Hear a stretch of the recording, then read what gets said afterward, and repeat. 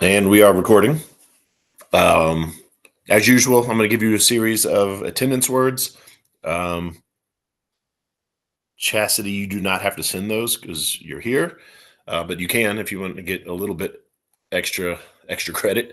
Either way, Chastity, you'll need to email me regardless of whether you include the words or not, just to remind me to apply your extra credit. And anybody else watching this video at a later date, obviously you'll need to send me those words. So the first word for attendance is inspired by Chastity, and it is snow, since we see a lot of snow right there. So that's the first word for attendance. This should be really quick. We have finished what, module 1? Is that correct, Chastity? We finished module 1 and you started module 2. That's Yes, correct, right? so. Yep. Perfect. Okay. So I'm actually really behind the grading. So because of that, I don't have much feedback regarding what people did and didn't do wrong in the last module. So we'll talk about that very quickly, and then we'll just look at the next module, and I give you some advice for the next module. So again, I still have a lot of grading to do from the first module. Once I'm done grading, I'll post an announcement saying, "Hey, I'm done grading." And at that point, if you have any questions about your grade, please let me know. I make mistakes. Also, again, just to remind you, if you meet me online and let me give you feedback to an assignment, you'll get at least a 5% boost to that assignment's grade. Because there are a lot of times, especially in labs, where you might get full credit, but it wasn't perfect. I don't know how to explain. Basically, a lot of times when people make mistakes in the labs, if the mistake is small enough, I won't deduct points. So even though you got, again, even if you hypothetically got full credit, that doesn't mean it was necessarily perfect, and I might still be able to give you some feedback. So let me know about that. Let's take a look at the module here. Let me share my screen. For the discussions, again, I still need to grade them. But usually the biggest mistake I see in the discussions is you absolutely positively have to use a source, at least one non-textbook source in each of your posts. Otherwise, I can't grade it. Let's see here. What was the other thing? That's usually it. That's the biggest mistake I see. Absolutely, positively have to use at least one non-textbook source. I'm looking at the wrong course here. Bear with me. I'm sorry. I'm trying to talk and do this at the same time, and maybe I shouldn't. There we go. There we go. So again, let's skip module 1 and start looking at module 2 here. Let's see, module 2, PowerPoint, module 2 resource. Here we go, module 2 discussion. Oh, look, some people have already started. Very good.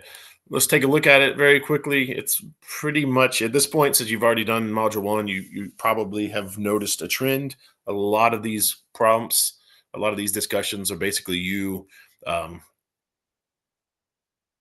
guess you could say, fact checking your textbook. Like this textbook says this, according to this source, it says this. Here's how these things are similar and different. So I'm not going to repeat myself. That's basically what it says. But I can see that Chastity is already here. So this is good. Did you have any questions? Hopefully you've already looked this over. Not that you were required to, but I just assume since you're on this document that you've looked it over. Did you have any questions about this?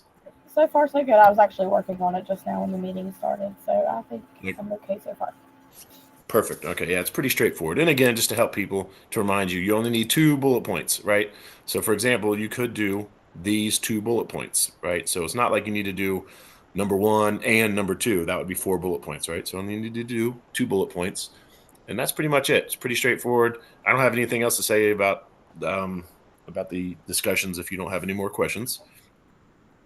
So let's look at some other stuff here. Again, let's look at the lab. All right. Lab 2. Again, some people are messing this up. This is the master copy. You have to make yourself a copy. The instructions on how to do that are right here, but it's very simple. Basically, you go to File, Make a Copy, click this button. I want you to copy the comments and suggestions so you can see that, then hit Make a Copy, and then it's your copy. Yeah, it's pretty straightforward too.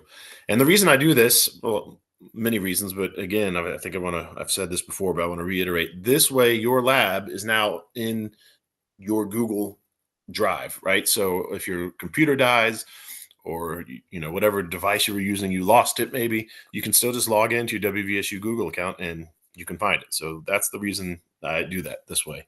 Now, once you're done with the lab, again, like I mentioned last week, you go to here, hit file, download, right? You're going to download it as a PDF. People keep messing this up. Please download it as a PDF. I know it seems picky, but you'll see why later in the semester why I do that. So download it as a PDF. And then once you're ready to upload it, excuse me, wrong one. Where'd it go?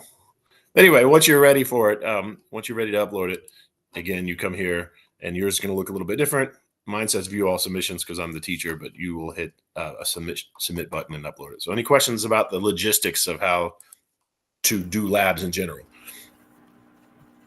All right. So to remind you this, before you get started, you need to watch these 2 short videos. I think they're like 12 minutes a piece. So it's 24 minutes worth of videos. And you need to answer this set of questions while you're doing that. It's kind of proof that you watched the videos and understood them. You need to do that before you do your pre-lab. I don't know how it would make it more obvious. I highlighted it. You've got the comment right here. It says it really big, or it says it in bold. You have to do this before you do the rest of the lab. Anyway, after that, you can read this introduction about bonds and chemistry and elements and things like that. As always, if you have questions, let me know. I'm not going to waste Chastity's time or anybody's time who's watching this video. I'm just going to go through it quickly. And again, I'll reiterate, you don't have to do any of this alone. If you want to, I will sit here and read this paragraph by paragraph and then explain what it means and make sure that you understand it. You don't have to do any of this alone. Anyway, so then we get to these questions. Again, like it says right here, make sure you did the 2 videos and the questions above, right? So it's in bold, it's right there. So make sure you do that first. Other than that, it's pretty straightforward. Just going to answer these questions. I'm trying to think about common mistakes that I see. There's not much to say about this. There are videos already embedded in this lab. So if you need help, if you don't feel like coming to me, you can watch these videos that kind of show you how to fill out this table. Really quickly, I'll give you this one example. So we know beryllium's atomic number is 4. And then if you use the periodic table that you can find at the bottom of this document, or any periodic table, doesn't matter where you find it, by looking up the atomic number, or excuse me, you look up beryllium, you find that the atomic number is 4. Therefore, we know by definition, because the atomic number is the number of protons, so by definition, it has 4 protons. And since we didn't say anything about it being charged, that means it also has 4 electrons. So hint, hint, these 3 numbers will always be the same, right? So whatever it is for carbon, those 3 will be the same, right? Those should all match. Now, that brings us to the valence electrons, right? So the number of electrons on the outermost ring. And I'm going to do this quickly because I've already done it in another video. But if you have 4 electrons, you can see right here, you have 2 on the inside, right? And the inside holds 2 and only holds 2. And as far as we're concerned, every other ring holds 8. It's not necessarily true, but it's good enough. That's good for this class. So you can see here, we have all 4 electrons accounted for, and that outermost ring only has 2, but it needs 8, right, to be filled. So that means it needs 6 more, right? So again, this is not necessarily how it works in nature, but for this class, this works. So because it needs 6 more electrons, it can bond. Right there. It needs 6 more electrons to fill its shell, like I said, and then therefore it can make 6 bonds. So once again, hint, hint, these 3 numbers will always match, and these 2 numbers will always match. Because again, in this course, the number of electrons it needs, that's also how many times it can bond. So beryllium. Beryllium is the next word for attendance. So when you send the email, send those 2 words. So any questions about that table? I'll take that as a no. All right. So here you're going to need to draw an oxygen. Again, I have a video that shows you how to do it. I don't want to waste your time doing it right now, but if you need help, let me know. Question 13, you're going to draw oxygen again, except this time it's going to have a +1 charge. And I'll just remind you from the stuff that you probably, hopefully have already read from the introduction. But if something has a positive charge, that means it has more protons than electrons. If something has a negative charge, that means it has more electrons than protons. So let that guide you when you draw that. Also here, then you're going to have to draw a bunch of molecules. Again, I have a video showing you how to do it. But again, if you need help, let me know. This part is pretty basic too. You're going to look at the pH. So here you're just going to have your hypotheses, right? What do you think the pH of battery acid is? What do you think the pH of blood is? All these things, you fill that out. Then you use the website to find out what it actually is. And then you tell me, is like, for example, the battery, or we'll use lemon juice. Is the lemon juice more acidic or less, more or less acidic than water, right? So it's a pH of 2. Water is 7, therefore it's more acidic. Therefore, it has, or it's less basic than water, right? Because again, it's a smaller number, meaning it's acidic. And in this case, this means, as far as we're concerned in this class, an acid is something that puts out protons, these H plus ions, right? So that's an acid. So if it's an acid, it's H plus. If it's a base, it's OH minus. Pretty simple. But again, if you have questions, let me know. Then here, I gave you a website where you can find this information. So that's what I'm going to use to see if your information is correct. If you use a different website, which is okay, just you need to let me know in this box which website you used so I can use it to check your information and make sure it matches your source. And then this is also pretty straightforward. Again, these are your hypotheses, right? Like, what do you think the pH is? So then here you just say which ones were correct and which ones were incorrect.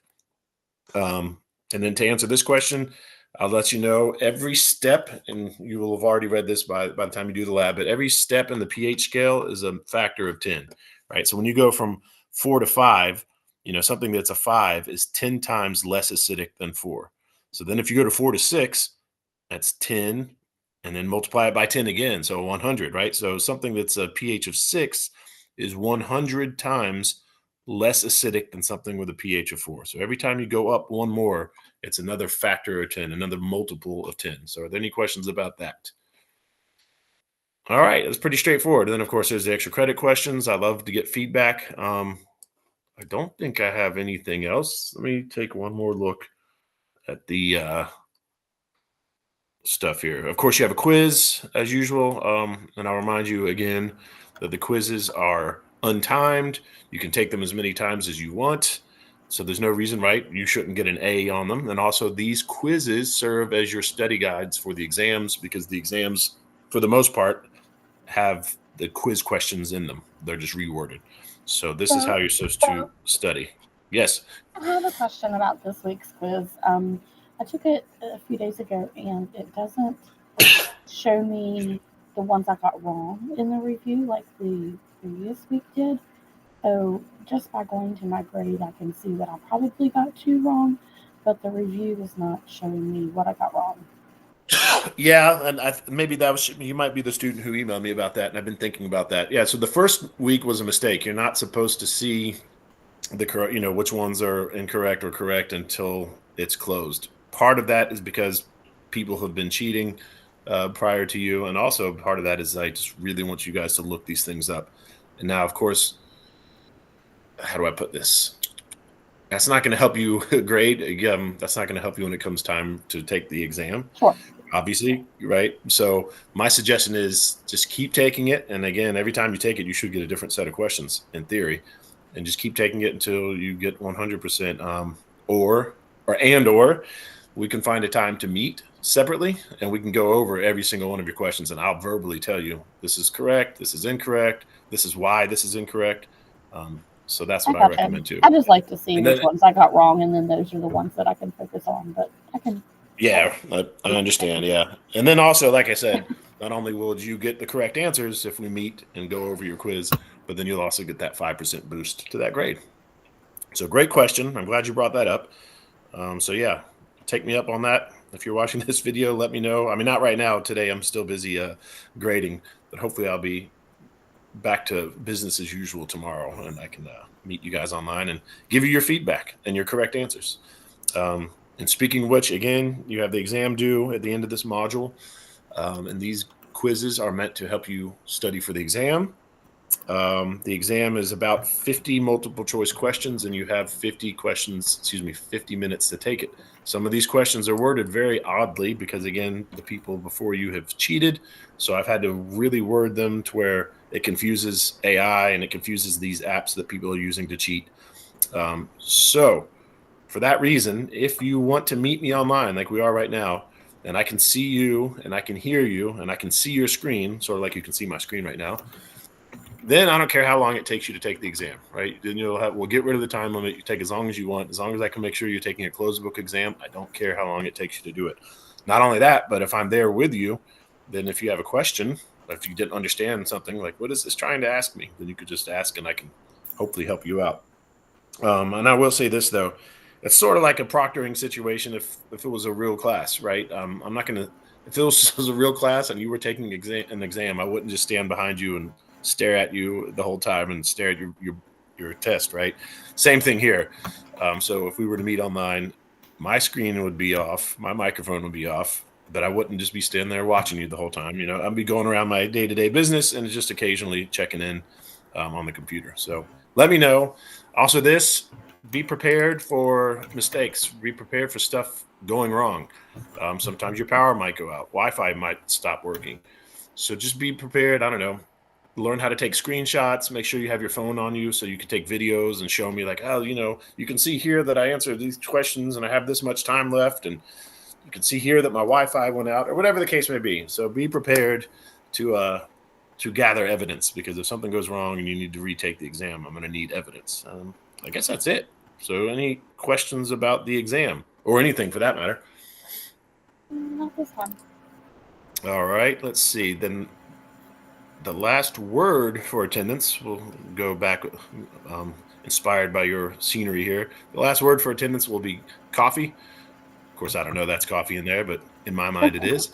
So coffee is the last word for attendance. And then also, and again, Chastity, you don't need to do this if you don't want, but in addition to those words, for those of you who have to send the words in, also, as usual, come up with one question about the information I gave. So even if you think you understood everything, and just come up with a question just to verify that you did understand everything. And that's it. That was a pretty quick meeting, which is mostly my fault because, again, I still have a lot of grading to do. So I don't really have any generic feedback yet. So I'm going to stop recording.